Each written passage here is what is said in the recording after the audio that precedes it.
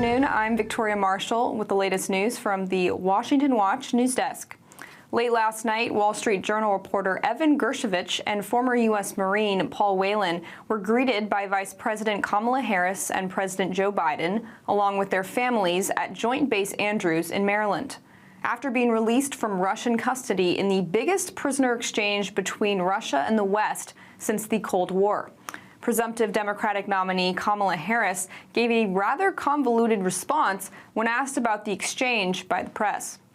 This is just an extraordinary testament to the importance of having a president who understands the power of diplomacy and understands the strength that rests in understanding the significance of diplomacy and strengthening alliances. It's an incredible day. Former President Donald Trump is saying the prisoner exchange sets a very bad precedent with Russia. As usual, it was a win for Putin or any other country that deals with us, but we got somebody back, so I'm never going to be challenging that. It wouldn't have happened with us. We would have gotten it back. We wouldn't have had to pay anything. We wouldn't have had to let some of the great killers of the world go, because that's what's happened, as you know. And the deal's very complex because it just came out, so nobody understands the deal yet. And they make it complex, so you can't understand how bad the deal is for us. But we got him back. And we could have had him back. We should have had him back a long time ago. It should have never happened. It would have never happened. He shouldn't have been taken in the first place, and it would have never happened with us if I was president. You know, when you start paying money or when you start making deals where you give, the kind of people, these are really some tough people that they got back, the toughest in the world. You start doing that, and all of a sudden you have a lot of hostages taken prisoner, so to speak. And you'll have a lot of things happening. It's very bad. It's a very bad precedent. And in other domestic news, the U.S. unemployment rate rose to 4.3% in June, the highest since 2021. Now, this is an increase from June's unemployment rate of 4.1%. The Labor Department said the economy added 114,000 jobs in July, down from the 185,000 economists estimated would be added, fueling fears that the labor market is slowing down and the economy is at the risk of a recession. And in election news, non-citizen residents across the country are being registered to vote. Ohio Secretary of State Frank LaRoy's found nearly 500 foreign nationals on his state's voter rolls. On Thursday, he announced he was directing election officials to remove them. The suspected illegal registrations were detected as part of a statewide audit of Ohio's voter registration database. In footage obtained by the Heritage Foundation's Oversight Project, a journalist found that 14% of non-citizens he talked to in a housing complex in Georgia were registered to vote. We come from a company that is dedicated to registering Hispanic people so they can vote in upcoming elections. Are you already registered? We already voted. You already voted? Yes. Are you a citizen or? No. Have you already been registered or? Yeah. Are you a citizen or? No. Have you already been registered at work? Yes, we have. You've already been registered? Are you a citizen or not a citizen? No es. There are an estimated 339,000 non-citizens living in Georgia. If the 14% proportion holds true statewide, this would equate to over 47,000 registered non-citizens. Now, this report comes after the New York Post reported in June that government agencies in most states are providing voter registration forms to migrants without requiring proof of citizenship. And this report comes as Republican vice presidential nominee J.D. Vance made a visit to the border to contrast the Trump administration's strong border policies with the lax policies of the Biden-Harris administration. Vance said that if people come into the country knowing they're not going to be deported, you effectively have an open border. And those are today's headlines. I'm Victoria Marshall. Up next is Washington Watch with Tony Perkins. We'll see you next week with more news and commentary.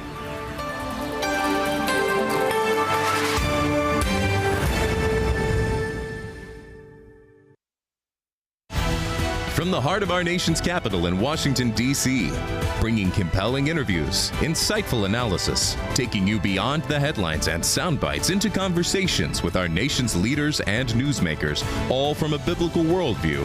Sitting in for Tony is today's host, Jody Heiss.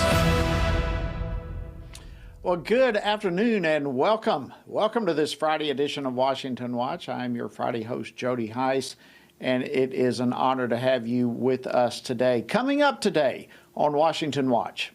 This is just an extraordinary testament to the importance of having a president who understands the power of diplomacy and understands the strength that rests in understanding the significance of diplomacy and strengthening alliances. It's an incredible day.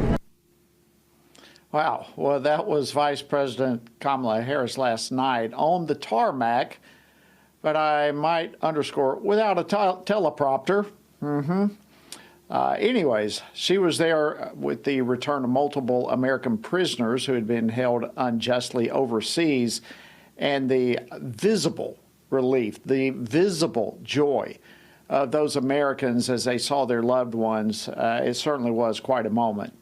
Of course, all this is coupled with the reality that we live in a dangerous and volatile world. I'll be discussing this prisoner exchange and more with retired Lieutenant Colonel Bob McGinnis, FRC's Senior Fellow for National Security, a little bit later in the program. And it is the first Friday of a new month. And that, of course, brings the monthly jobs report from the U.S. Bureau of Labor Statistics. Well, what can we learn from today's weaker than expected numbers? Well, Jerry Boyer, Senior Fellow in Business Economics at the Center for Cultural Leadership, will help break all of that down for us here in just a few moments. And the legacy media. Well, they're at it again. They're twisting the words that J.D. Vance said during his Senate campaign some 3 years ago. It's not whether a woman should be forced to bring a child to term, it's whether a child should be allowed to live, even though the circumstances of that child's birth are somehow inconvenient or a problem to the society. The question really to me is about the baby. We want women to have opportunities, we want women to have choices, but above all, we want women and young boys in the womb to have the right to life. All right, that was J.D. Vance speaking to the Dear Ohio podcast. He was rejecting the premise of the interviewer's question and was just going straight to the issue of standing for life. And now the left claims that Vance was dismissing rape or incest as simply inconveniences. I'll be talking with FRC's Mary Zock about how we can stand for life even during very difficult conversations. So we have a lot coming your way today on the program. Of course, our website, as always, TonyPerkins.com. I want to encourage you to check that out. There's tons of resources available there for you, and you don't want to miss it, TonyPerkins.com. All right, the July jobs report released today indicates that the U.S. Economy, well, it only added 114,000 jobs last month, and that is significantly down from previous projections and has led to the highest unemployment rate since October of 2021. So what does all this mean? What do these numbers tell us about the state of the economy? And what does it tell us as we head into this coming fall? Well, joining me now to discuss this is Jerry Boyer, the president of the Boyer Research. Jerry, welcome to Washington Watch. Appreciate you coming on. Always appreciate being on. Thank you. Okay, so we have a weaker jobs report than many expected. Tell us your thoughts and your reactions to that. Well, it's weaker than many expected because I think that some of the forecasters in the press have been systemically underestimating the weakness of this economy. There's a real hollowness to the American economy that the bull market has kind of kept us from seeing. When the stock market goes up, people think, oh, that's a sign the economy is strong. But not necessarily. The stock market could be going up because there's an expectation that the Fed's going to come and pump money into the system, pushing up speculative assets. GDP, gross domestic product, hasn't gone negative, so it hasn't been officially a recession. But if you look at gross output, which looks at the whole economy. GDP is only a third of the economy. What you see is that actually we've been in a business recession for about 3/4 already. So I think it's only surprising to people who don't realize the economy is as weak as it is. And I think that might have been to some degree market participants, although it's not clear to me whether markets today are responding to the economy or whether they're responding to the election. Because last night, overnight, I don't know if you follow the political futures markets, where people essentially can, buy a future on who's going to win. Last night, the probability market switched to Harris winning. And then what do we have today? A broad sell-off of markets, even when expectations of an easing Fed have increased. So I wonder to what degree we're looking at a Harris trade today. Oh, wow. That's very, very interesting. And I do think, though, your assessment that the weak report today is really just a mere reflection of the weak economy that we actually have. But in the mix of all of that, it seems like the healthcare industry is continuing to show some growth, as is construction. It seems to be pretty resilient right now. What do we learn from that? Is there anything that we can get from looking at these two areas that appear to be doing fairly well?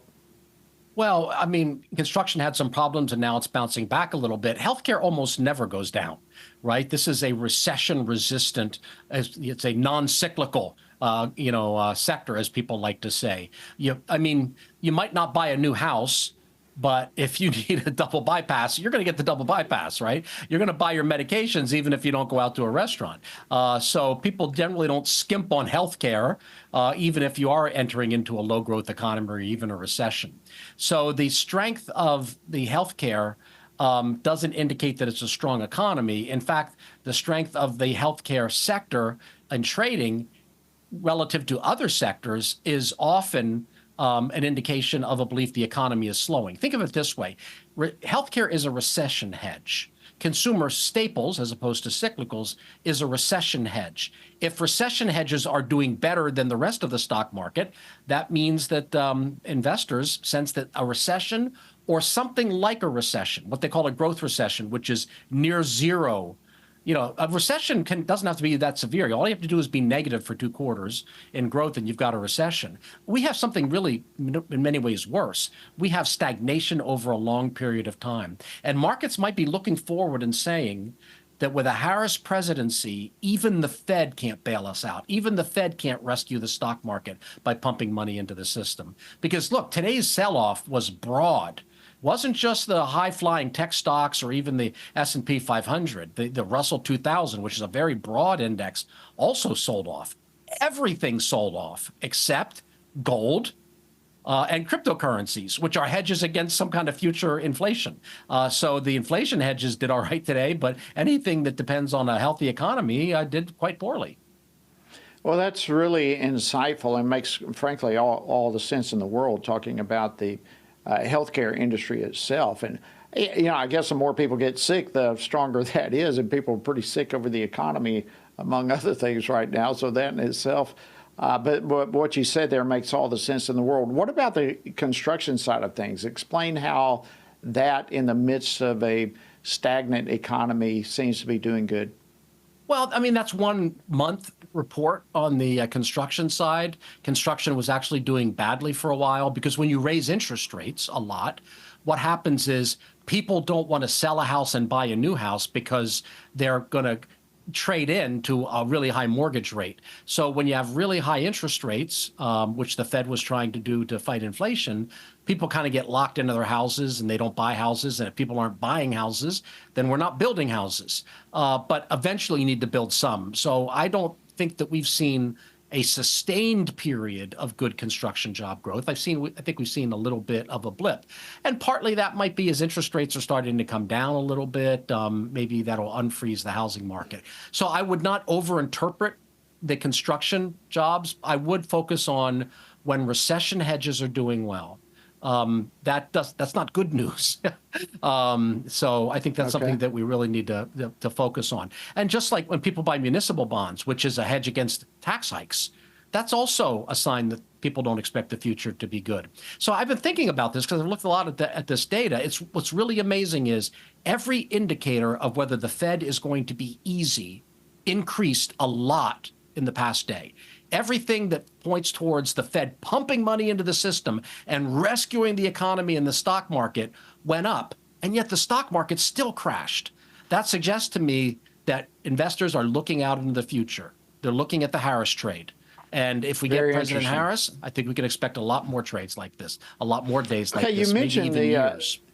You mentioned the interest rate and how all that, of course, ties into the economy. But the Fed's held the interest rate steady at 5.3% this past week. Do you expect them to drop those rates going forward? Well, I do, but more importantly, the market does, because there's something called a Fed funds futures market. I know that's kind of technical, but it's just a place where investors can basically invest out based on what they think the interest rate's going to be in the meeting in September, and then after that, in this case, before yesterday, they were expecting a quarter percent cut. Now they are overwhelmingly expecting a 0.5% cut in September. And then just a couple of months right after that, they're expecting another 0.25%. So markets are convinced that we're going to get almost a whole percent cut just in the next two meetings. So markets are confident, and that's why gold went up. Gold goes up when we expect the Fed to be debasing the currency.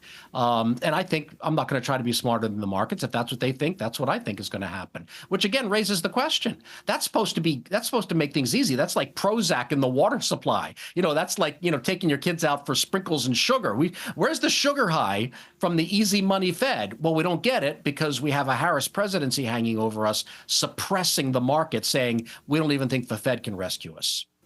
Yeah, that's very interesting how you talk about the Harris market and all that. So, I mean, to be honest, kind of when I looked at the market sell-off, if you will, today, I assume that was because of the jobs report. And I would think that would be somewhat a normal course of action. But you're saying it's much deeper than that, the sell-off today, correct? Yeah, yes. And actually, the pattern has been when you have a weak jobs report, the market goes up because the central bank, the Fed, it's an $8 trillion hedge fund now. The largest investor in our economy now is not any private actor, largest investor in our markets, it's the Fed itself. So what's been happening for several years now is when there's bad news in the economy, there's good news in markets. Why? Because when there's bad news in the economy, people say, oh, well, the Fed's they don't want a recession, so they're going to pump money into the system. So I saw a lot of headlines today saying, well, the market's down because of bad economic news, to which I said, for years, we haven't seen the market down on bad economic news. We've seen the market up on bad economic news because Fed to the rescue. The market being down on bad economic news breaks the pattern. And it's breaking it strongly. So that means I think we need to look for another explanation. And the fact that Harris has been surging, the media has a love affair with her, and they're just love bombing her. A lot of propaganda. They're going after J.D. Vance a lot, and the probability market overnight shifted towards Harris. Guess what? Next day we have a market correction. I think there might be something going on there. Thank you, Jerry Boyer. Thank you so much, President of Boyer Research. Great information. We appreciate it. All right, friends, stay tuned. Much more Washington Watch straight ahead. We'll be back in just a moment.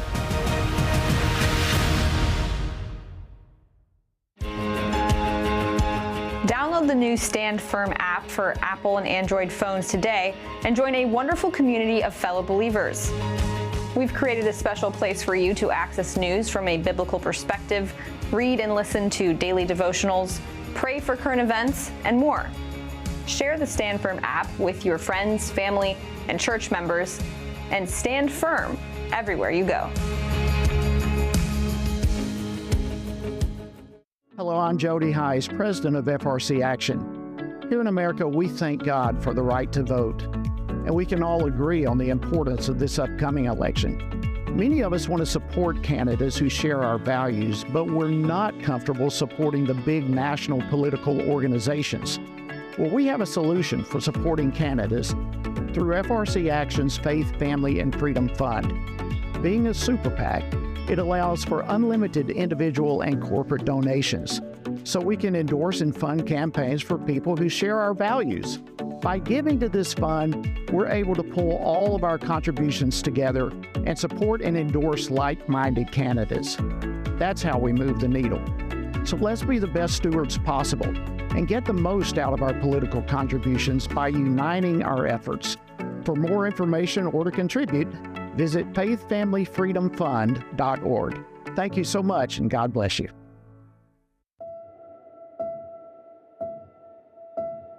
All of us are born with the desire to find truth and meaning. Where did I come from? What happens when I die? While our answers to these questions may divide us, we are united in our need for the freedom to answer life's biggest questions and make life's biggest decisions for ourselves. That's why religious freedom matters for everyone. Religious freedom matters because the powerful have long wanted to control those who are less powerful.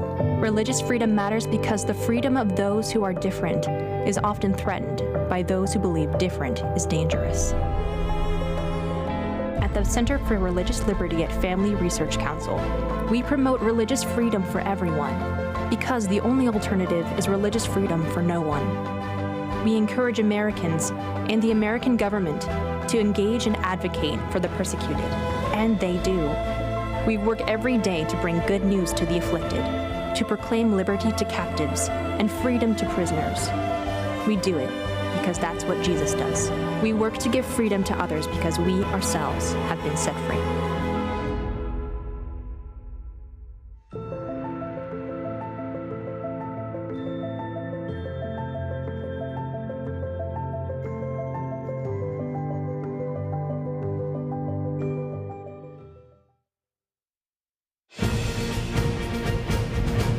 Welcome back to Washington Watch. Good afternoon. I am your host today, Jody Heiss. So glad to have you with us. All right, last night there were 3 Americans who had been imprisoned in Russia on illegitimate charges. Well, they returned home after the largest prisoner exchange since the Cold War. Well, what kind of diplomatic efforts took place behind the scenes to create this joyful reunion that we all saw? Joining me now to discuss this and more is retired U.S. Army Lieutenant Colonel Bob Maginnis. He's the Senior Fellow for National Security at the Family Research Council and the author of Kings of the East, China's Plan to Eliminate America and Impose a Communist World Order. Lieutenant Colonel Maginnis, welcome back to Washington Watch. Always great to have you, sir. Well, thanks for having me, Jody. All right, if we can, I want to get to the prisoner exchange, but even as we speak right now, as we all know, the supreme leader of Iran has said that he wants direct attacks against Israel. And even as we come into the program this evening, there appears to be all sorts of movement on military bases in the region all around. Looks like a very, very, very volatile situation developing. Do you have any comments or latest information that we need to relay to our viewers and listeners right now? Well, we shouldn't be surprised. Iran, of course, is behind all the attacks on Israel. They funded and probably helped plan with Hamas the attack on the October 7th. They clearly are the funder and the provider of arms to the Houthis that have been firing not only on Israel, but disrupting all the maritime traffic in the Red Sea. And then, of course, they're the primary sponsors of Hezbollah, that unfortunately, launched a rocket that killed 12 young people there in the Golan Heights this past weekend. And so it's not a surprise given the shadow war that has obviously been going on between Israel and Iran for a long time. And then, of course, on April the 14th, as you'll recall, Jody, Iran, from its own territory, launched ballistic missiles at Israel. And most of them were shot down. But this on-again, off-again war has really heated up here recently. And it's quite possible that not only will Israel and Iran go to fisticuffs in one form or another, mostly through proxies. But of course, U.S. forces that are nearby in Bahrain, Iraq, Syria, and the like will take fire from militia groups that are under the control of the Quds Force, which of course works directly for the Iranian Ayatollah. So this is a very tenuous and tense time that we need to be watching. You're not kidding. And it just seems like right now it's almost moment by moment we're seeing some new developments there. We certainly here at FRC will be keeping a pulse on that and on our multiple news outlets from Washington, The Stand, and beyond. All right, let's go back, if we can, Lieutenant Colonel, with the prisoner exchange. Give me your overall reactions to that. Well, this has been going on for some time. Of course, the Biden administration will tell you they've helped 70 people who were wrongly incarcerated by various entities across the world to be freed. The latest, obviously, being the three, one with a green card here that came home last evening. This negotiation is tense. It involved clearly 8 countries. The Turks really were the kind of the middleman here, and having seen the exchange actually take place there in Turkey. What's unfortunate, I think, certainly we celebrate the freedom that these people have, but the Germans had to give away or give back an assassin, basically a spy, a FSB, which was really the former KGB, to the Russians, along with others that were spies or outright criminals, mostly crypto criminals who have been used by the Kremlin to undermine the West, and of course to steal blind billions and billions of dollars of intellectual property as well as other types of property. And so, Vladimir Putin, the president of Russia, I think did this for 2 primary reasons. One, he really wants to send a message to his spy network around the world that he's going to cover their back. If they get arrested, incarcerated, he'll make deals to get them back home. And the second part, I think, is really about what's going on in Ukraine, the war that Russia started. What essentially they want to do is to demonstrate that the Russians can be worked with. They're pragmatic. You can negotiate with them. And then, of course, what Putin wants to walk away with is a big slice of Ukraine under his belly. And as a result, NATO is bowed by that particular bargain. Now, whether or not the West goes along with that's to be determined. But, there's a lot of gamesmanship going on here as well. Absolutely. Let me play a clip for you and get your take on this. This is President Trump in relation to the prisoner exchange. Play clip 4, please.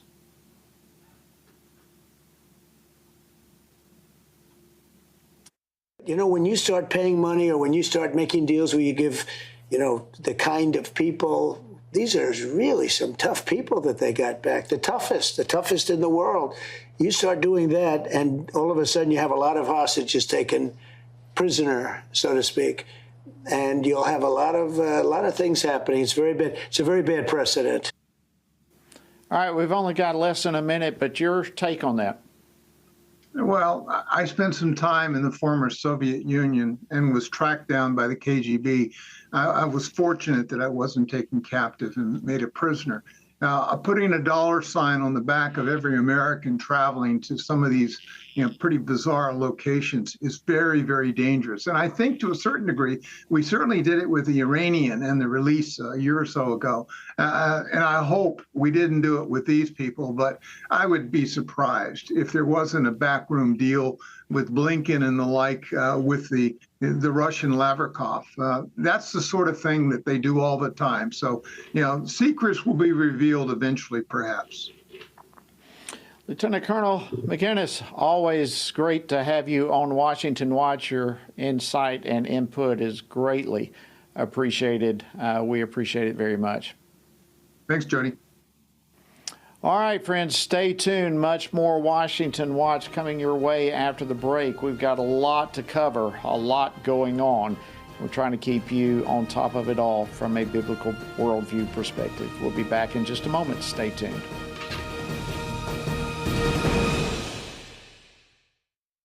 Everything we do begins as an idea. Before there can be acts of courage, there must be the belief that some things are worth sacrificing for. Before there can be marriage, there is the idea that man should not be alone. Before there was freedom, there was the idea that individuals are created equal. It's true that all ideas have consequences, but we're less aware that all consequences are the fruit of ideas. Before there was murder, there was hate. Before there was a Holocaust, there was the belief by some people that other people are undesirable. Our beliefs determine our behavior, and our beliefs about life's biggest questions determine our worldview. Where did I come from? Who decides what is right and wrong? What happens when I die? Our answers to these questions explain why people see the world so differently. Debates about abortion are really disagreements about where life gets its value. Debates over sexuality and gender and marriage are really disagreements about whether the rules are made by us or for us. What we think of as political debates are often much more than that. They're disagreements about the purpose of our lives and the source of truth. As Christians, our goal must be to think biblically about everything. Our goal is to help you see beyond red and blue, left and right, to see the battle of ideas at the root of it all. Our goal is to equip Christians with a biblical worldview and help them advance and defend the faith in their families, communities, and the public square. Cultural renewal doesn't begin with campaigns and elections. It begins with individuals turning from lies to truth. But that won't happen if people can't recognize a lie and don't believe truth exists. We want to help you see the spiritual war behind the political war, the truth claims behind the press release, and the forest from the trees.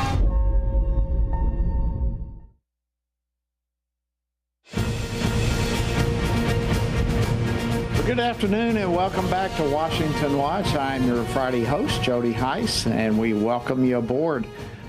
All right, after Democrats anointed Vice President Kamala Harris as their presumptive nominee for president, a strange thing started happening, and some watchdogs noticed it.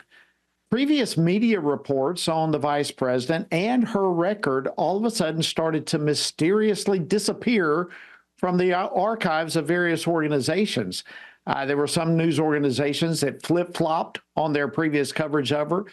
We've seen candidates pivot on the issues, but to have web pages scrubbed from the internet, really? Talking about being unburdened by what has actually been. Well, joining me now to discuss this is Joshua Arnold. He's the senior writer at the Washington Stand who has covered this odd occurrence, or some of you may think perhaps it's to be expected from this media. But at any rate, Joshua, welcome back to Washington Watch. Great to have you. Hi, Jody. I'm happy to be here. Well, listen, there's multiple instances of the media scrubbing the Harris record, both from the time that she was a senator as well as vice president.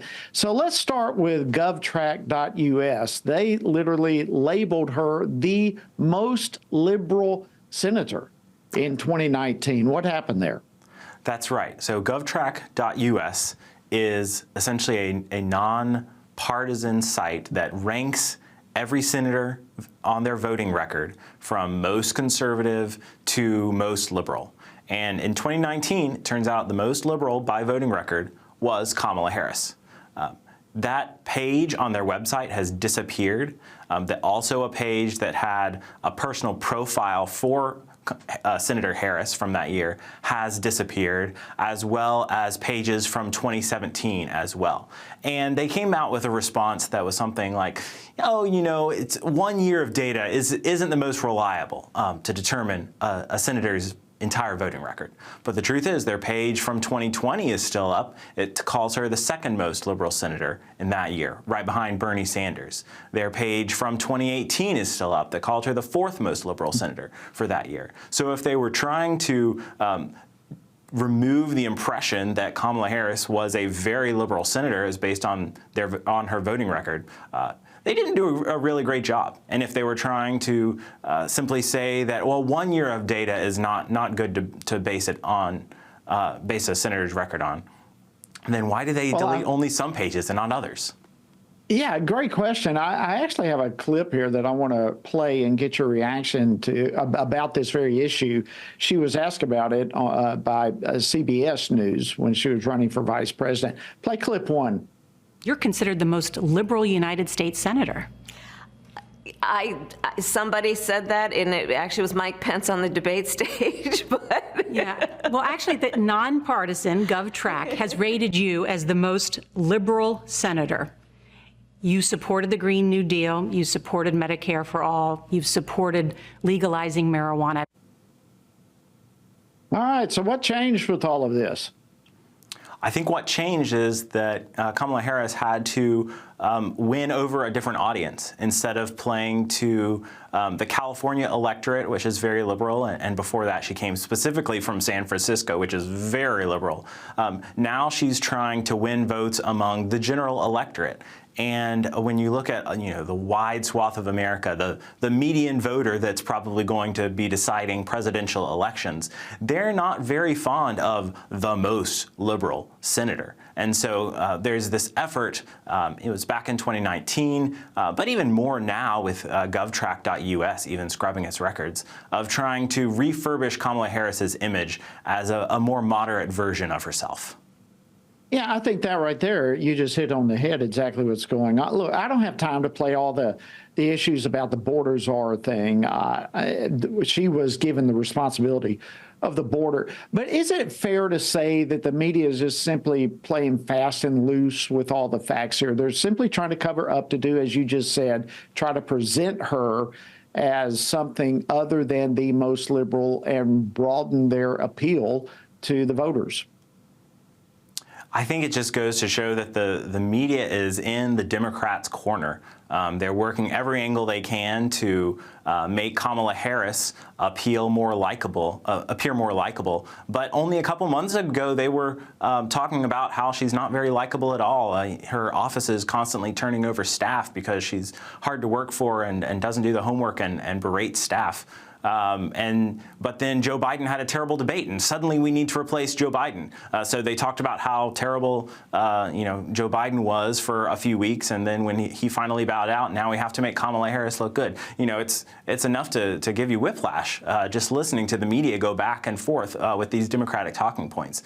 But go ahead. It really is. I mean, and I'm sorry, Josh, our time's running out, but I mean, she's given money, bailout money for the rioters. I mean, there's so much there. Bottom line, what do we think? What is there to think about Vice President Harris and the media's treatment of her, real quickly? Well, I think that the media, we know who they are. They're the same media year in and year out. They're playing a game, and you have to read through the spin to get to what the actual facts are. And the record of Kamala Harris has been pretty clear for a number of years. As was mentioned in that 60 Minutes interview, she supported, all these liberal policies, the BLM rioters, Green New Deal, every liberal policy under the sun is supported by Kamala Harris. She persecutes pro-lifers and supports the LGBT agenda. If you're voting for Kamala Harris, that's what you're voting for. Thank you, Joshua Arnold from the Washington Stand. Great job, and thank you for keeping us informed on the real Kamala Harris. All right, friends, after the break, Mary Zock will join me to discuss how to stand for life even in difficult times. Stay tuned. We'll be back.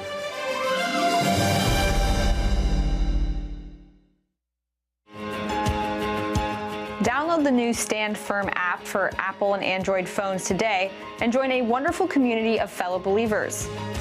We've created a special place for you to access news from a biblical perspective, read and listen to daily devotionals, pray for current events, and more.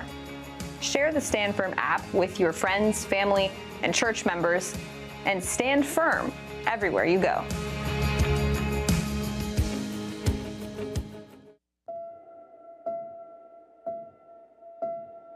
All of us are born with the desire to find truth and meaning. Where did I come from? What happens when I die? While our answers to these questions may divide us, we are united in our need for the freedom to answer life's biggest questions and make life's biggest decisions for ourselves. That's why religious freedom matters for everyone. Religious freedom matters because the powerful have long wanted to control those who are less powerful.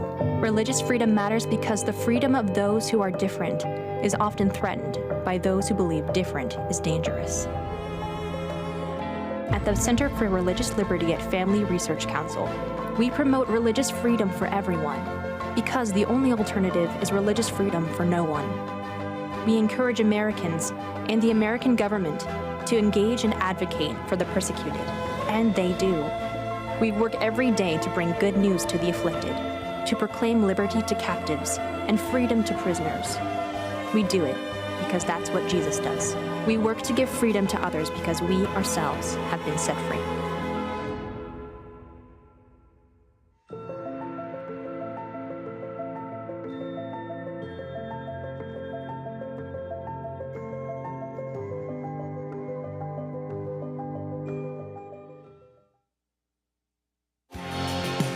Jesus said in John 15, "These things I've spoken to you, that my joy may remain in you, and that your joy may be full." In 2024, in these divided and uncertain times, how can this be possible? By abiding in Him through His Word. At Family Research Council, we want to help you do that, which is the reason for the Stand on the Word Bible reading plan.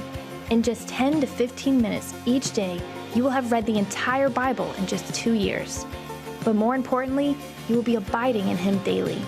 Find our Bible reading plan at frc.org/Bible. And join Tony Perkins each weekday for a 10-minute devotional inspired by the daily reading and designed to encourage you on this journey through the Bible. Listen on Apple Podcast, Spotify, and YouTube. And remember, the grass withers and the flower fades, but the word of our God will stand forever.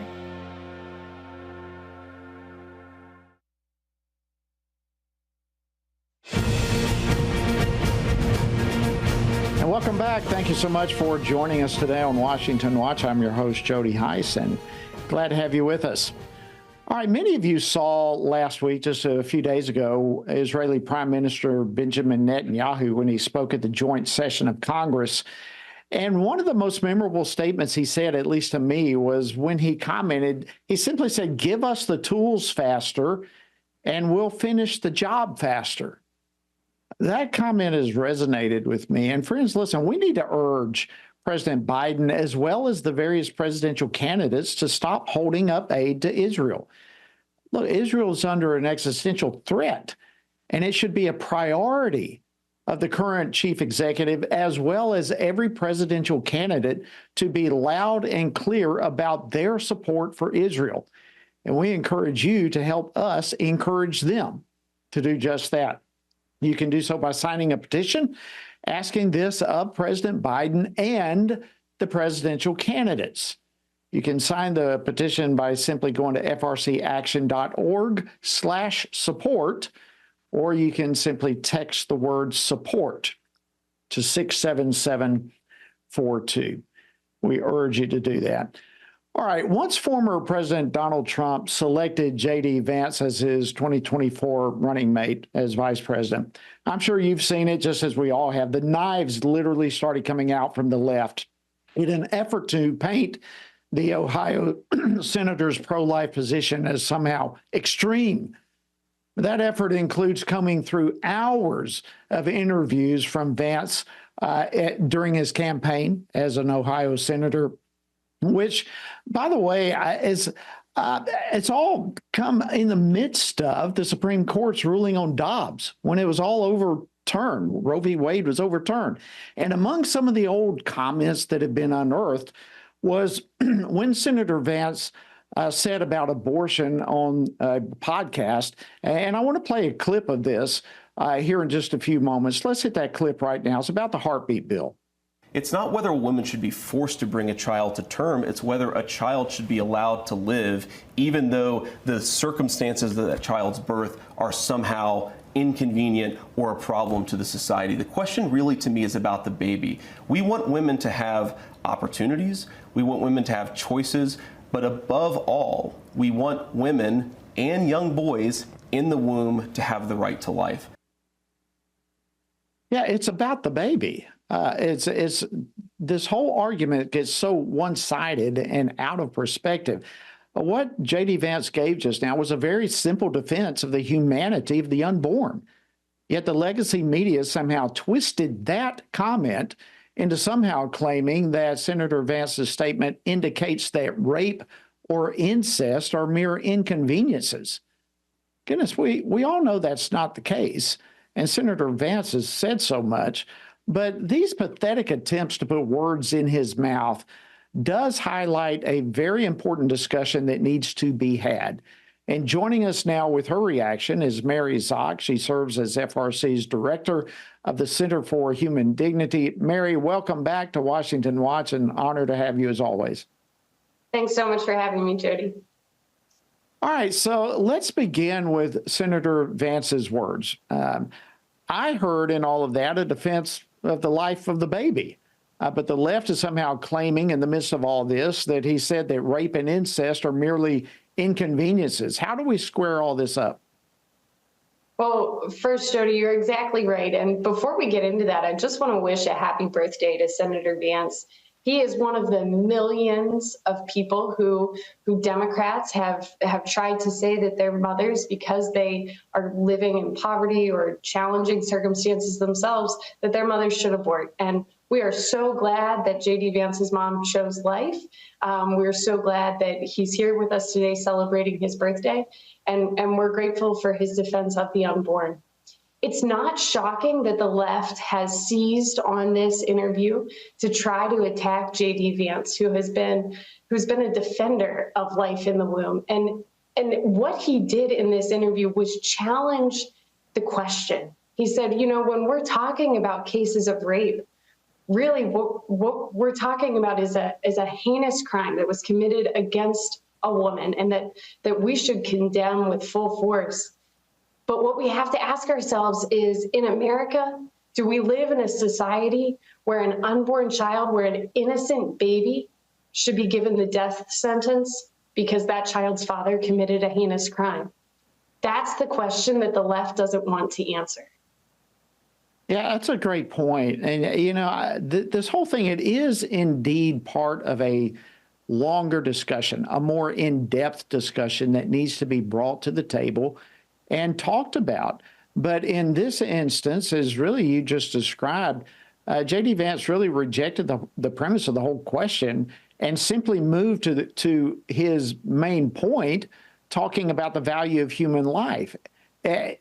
Is that really the right approach right now? I mean, if you don't just go to the issue, the dignity, the value of human life, these interviews are going to be constantly trying to throw a snare and a trap. But the issue is the dignity of life. It seems to me that's the message that he needs to stay on.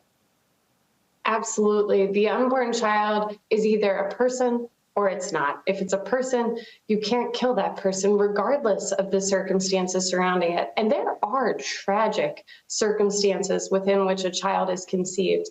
And we need to condemn those. We need to work for justice for the mother in those situations. But justice doesn't involve killing an innocent human being. And just because we want to show compassion and love to the mother doesn't mean that we have to allow for the killing of an innocent human being.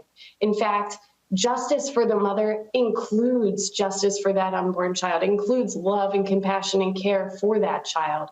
And we know that women who have been conceived in rape, and men who have been conceived in rape, have spoken out about how grateful they are to their mother for giving them life. And we know the story of Kathy Barnett, who has talked about how her presence in her mother's life helped her mother to heal. So all around, we need to focus on the unborn child and the dignity of that child, regardless of the circumstances of his or her conception. Absolutely. You know, one thing that just seems to highlight itself to me these days, Mary. And it's a bit of a head scratcher, I've got to admit. I mean, for decades, we all who are pro-life, we fought for pro-life causes, pro-life legislation. Then we have the overturning of Roe v. Wade, and it seems like everyone who was previously pro-life all of a sudden is now running scared. Obviously, we still have a lot of educating to do with our friends, our neighbors, our families. There's a lot of education that still needs to take place on this topic. But what do you say to those individuals who are pro-life, and yet nowadays, because of the pressure, they're a bit wary. They're running scared on topics of rape or incest or some of these difficult things that you mentioned, perhaps a difficult prenatal diagnosis, whatever it may be. How do we continue to talk effectively about a pro-life position in the midst of difficult circumstances? Well, it is challenging to have those conversations. We know that people don't like to talk about uncomfortable things in today's society. We have safe spaces all over college campuses. We have alerts, trigger alerts, telling people, hey, this is something that's coming up that might bother you. And so the topic of abortion is one that people don't want to bring up with their neighbors and their loved ones, especially those people that have an influence on their daily life. But we need to be doing this, because if we're not doing it, no one else is going to do it. We're not going to have laws that protect unborn children if we can't have the conversations with our sons or daughters or parents about the dignity of the unborn child. And the way that we begin those conversations is by listening. We need to be open to hearing their side. Why is it that they believe that abortion is the answer? And we need to move from listening to compassion and love, to a show of love for the mother, of love for the father, of love for that child, and a willingness to help assist that child and their parents along the way through whatever challenges they're facing. But it all begins with recognizing that the unborn child is a person. If it's a person, then none of the exceptions make sense. We can't say, well, it's a person, but if they're living in poverty, well, then they can be killed. Or it's a person, but if their life is going to be full of physical and intellectual challenges, then they can be killed. That's not what we believe. We believe that human beings have dignity regardless of anything else, because that dignity is given because they're made in the image and likeness of God. And so we need to keep that at the forefront of every one of our conversations.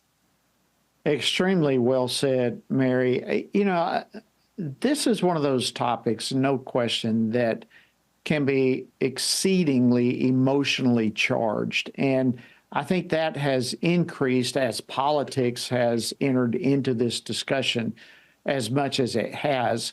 But our end goal is obviously to change hearts and minds, as you just so eloquently said, that the issues about the baby and about life. And just because there are difficult circumstances does not mean that someone else, a baby, deserves to die because of a circumstance, whatever it may be. So here, you and I and thousands who are watching and listening to us right now, we enter into this equation.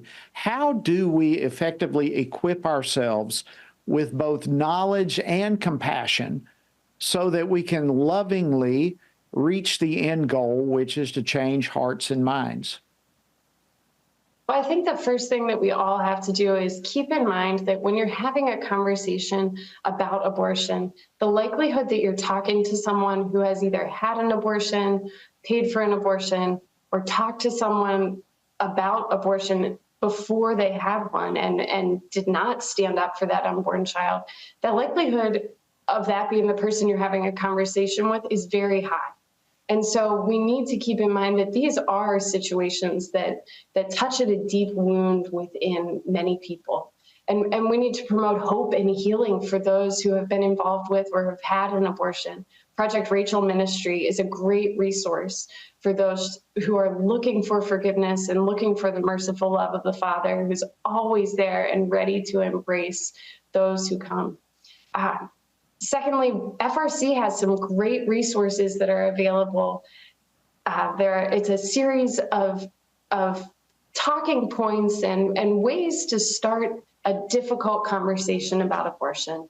So we have resources to begin these conversations on rape and incest. We have resources to begin conversations on ectopic pregnancy removal, which is not an abortion, and that's something that people need to recognize. We have resources available to talk about when a parent or parents have been given a challenging prenatal diagnosis.